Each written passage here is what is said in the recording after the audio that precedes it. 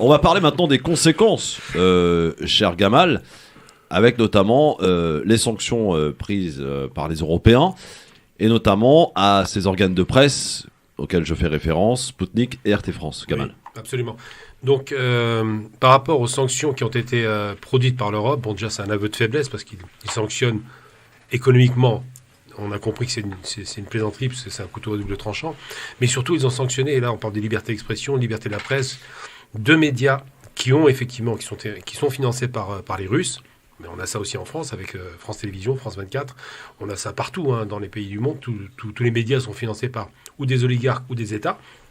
Et là, ils viennent de faire interdire violemment, en à peine 4 jours, sur tous les réseaux et sur leurs droits de diffusion dans les box, RT France. Donc, évidemment, j'ai beaucoup travaillé avec RT, j'ai beaucoup d'amis chez RT. Alors, je veux rappeler une chose importante. RT est une des chaînes les moins racistes du PAF.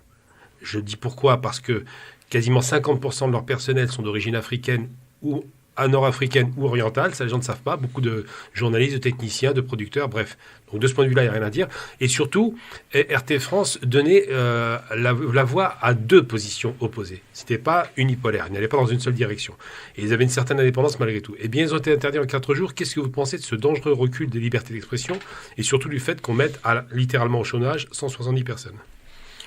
Écoutez, moi, je rentrerai même pas dans le constat que vous faites parce que vous y avez travaillé et que vous voyez de quoi il s'agit. C'est-à-dire qu'à partir d'un certain moment, vous êtes dans une chaîne, télévision, il y a aussi de la radio et qui prend des positions. Et moi, ça ne m'intéresse même pas sur le fond de ce qui est fait, c'est sur le principe que ça m'intéresse. Et sur le principe, c'est absolument indéfendable. C'est indéfendable de venir nous expliquer à nous, ils sont promoteurs de fausses informations, de fake news. Non mais attendez, je veux dire, ceux qui sont dans les mains des milliardaires français, c'est la vérité, les faits qu'ils ramènent. Mais c'est des instruments de propagande, c'est des propagandistes. Les gens qui sont, ces chroniqueurs qui sont à la télévision, là, ils viennent nous... Je veux dire, tout ce qui s'est passé sur la séquence qui a précédé la guerre, on nous a menti. C'était quoi? C'est de la propagande. C'est-à-dire qu'à un moment donné, on nous change. Alors, vous parlez de France 24, mais dans le champ des médias, même des médias qui sont du service public ou des chaînes privées, il y a un vrai problème à se poser. Donc, de deux choses l'une. Ou on prend la position que sur le plan des libertés, on laisse les gens s'exprimer, mais on ne vient pas cibler certaines parce que ce serait de la propagande, et puis se donner à soi le privilège de laisser entendre qu'on ferait de l'information qui soit véridique et qui soit objective. Ça, c'est pas vrai. Ça, c'est du mensonge. Et donc, mais encore une fois, c'est tout à fait révélateur de cette façon. Parce que là, tout à l'heure... Christophe parlait de la géométrie variable sur le plan de la réaction à la guerre. Mais c'est la géométrie variable sur le plan de la réaction à la liberté d'expression. C'est-à-dire que, je veux dire, vous êtes quand même avec des personnes qui vont se présenter aux élections présidentielles qui sont plusieurs fois condamnées, c'est-à-dire que ce sont des récidivistes. Et puis ça passe. Et puis que si vous êtes par ailleurs dans un autre statut, on ne vous permettra rien.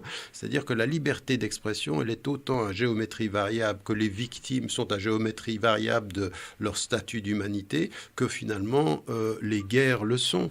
Il faut qu'on se rende compte de ce qui est en train de se passer de ce point de vue-là. Donc ce qui est fait par rapport aux Russes ou ce qui a été fait par rapport à l'époque, par rapport à l'Iran aussi, ce qui a été fait par rapport à l'Afrique du Sud, à l'Afrique du Sud en particulier, mais aussi en Amérique du Sud, à un moment donné, il faut qu'on arrête de nous vendre ceci comme étant la défense de la véritable liberté d'expression ou encore d'un rapport éthique à la liberté d'expression. Parce que s'il y a des sociétés qui doivent se poser la question du rapport éthique à la liberté d'expression. Je veux dire, quand vous êtes dans un pays où vous avez 8 milliardaires qui tiennent autant de moyens d'expression, et puis qu'on nous dit « Ah ben non, ils n'interviennent pas, ils laissent... je veux dire, qui a fait Zemmour dans ce pays Qui a fait Zemmour? Je veux dire, celui qui détient pratiquement tout ce qui est l'édition de livres. Editis, c'est tenu par la même personne qui en plus C8, qui en plus... Je veux dire, il faut se poser des questions, puis ensuite vous voyez des gens comme Drahi, et puis vous voyez des gens comme Niel. Je dis, attendez, mais faut arrêter de venir nous chanter la chanson de la liberté d'expression quand vous avez l'argent pour faire taire ceux qui vous déplaisent.